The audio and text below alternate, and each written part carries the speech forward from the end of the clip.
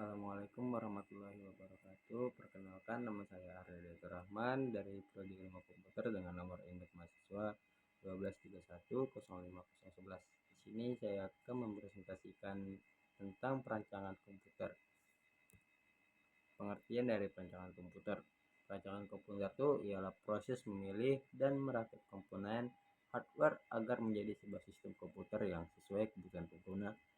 Contohnya tuh kayak kerja kantoran, desain grafis, atau sekedar gaming-gaming santai.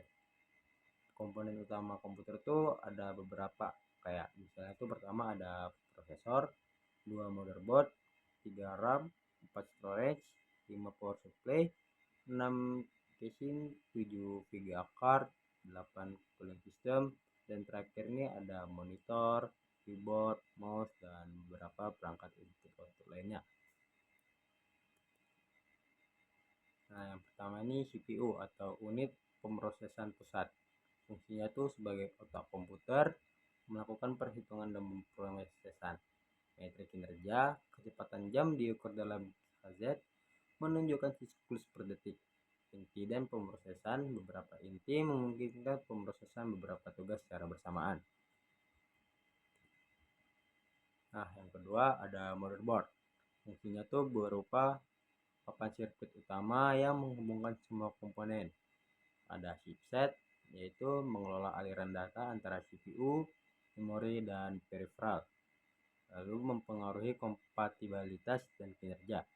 Yang kedua tuh sebagai slot, berbagi slot untuk CPU, RAM, dan kartu ekspansi menentukan opsi peningkatan. Yang ketiga ada RAM atau memori akses acak. Fungsinya itu sebagai tempat penyimpanan sementara untuk data yang sedang diproses oleh CPU. Kecepatan waktu akses yang lebih cepat dibandingkan dengan perangkat penyimpanan penting untuk mengerjakan lebih dari satu tugas dan menjalankan aplikasi dengan lancar. Kapasitas diukur dalam gigabyte, lebih banyak RAM memungkinkan menjalankan lebih banyak aplikasi sekaligus tanpa melambat. Terus ada storage, fungsinya sebagai perangkat penyimpanan yang menggunakan memori flash untuk penyimpanan data. Hampir sama dengan sebelumnya, cuman ini performa jauh lebih cepat dibandingkan HDD tradisional dalam hal akses data dan waktu booting.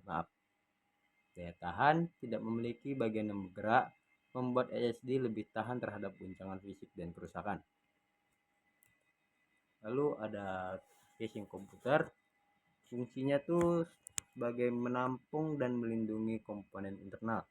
Jenisnya tuh ada mini tower, mid tower, full tower. Mini tower tuh untuk sistem kompak, mid tower tuh untuk ukuran standar untuk desktop, full tower tuh ruang lebih besar untuk ekspansi. Pertimbangan aliran udara, ventilasi yang lebih baik mencegah overheating, kipas yang ditempatkan secara strategis mendorong aliran udara yang efisien. Kartu VGA atau kartu grafis. Fungsinya itu menghasilkan gambar dan video meningkatkan kinerja grafis. Contohnya nih yang kayak mau buat desain grafis nih, nah itu cocok tuh yang komputernya tuh memperhatikan bagian-bagian ini. Soalnya detail kecilnya itu sangat mempengaruhi. Jenisnya itu ada grafis terintegrasi sama kartu grafis khusus. Yang terintegrasi ini terintegrasi ke dalam CPU, cocok untuk penggunaan umum. Kalau yang khusus lebih kuat dengan memori sendiri. Pentingnya VGA VRAM ini mempengaruhi kinerja dalam tugas-tugas yang memerlukan sistem grafis insentif. Lalu ada power supply. Fungsinya mengkonversi daya listrik menjadi daya yang dapat digunakan oleh komponen. Daya menunjukkan daya maksimum yang disuplai, penting untuk stabilitas sistem. Peringkat efisiensi sertifikasi 80+ menunjukkan seberapa efisiensi PSU mengkonversi daya. Peringkat yang lebih tinggi menghemat biaya listrik dan meningkatkan keandalan. Cooling system fungsinya tuh untuk menjaga komponen tetap dingin dengan mengedarkan udara.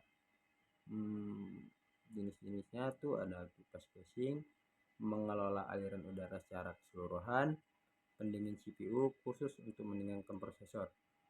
Arah aliran udara kipas dapat dikonfigurasi untuk menarik udara dingin atau mengeluarkan udara panas. aliran udara yang baik sangat penting untuk umur panjang komponen. Dan ya, ini terakhir adalah beberapa perangkat input dan output yang saya rasa tidak perlu saya jelaskan karena ini sudah malam. Dan saya terima kasih. Wassalamualaikum warahmatullahi wabarakatuh. Kalau misalnya pengen cari tahu atau apa, bisa cari di beberapa konten-konten YouTube lainnya. Saya cuma sampai sini, cuma untuk tugas, dan see you.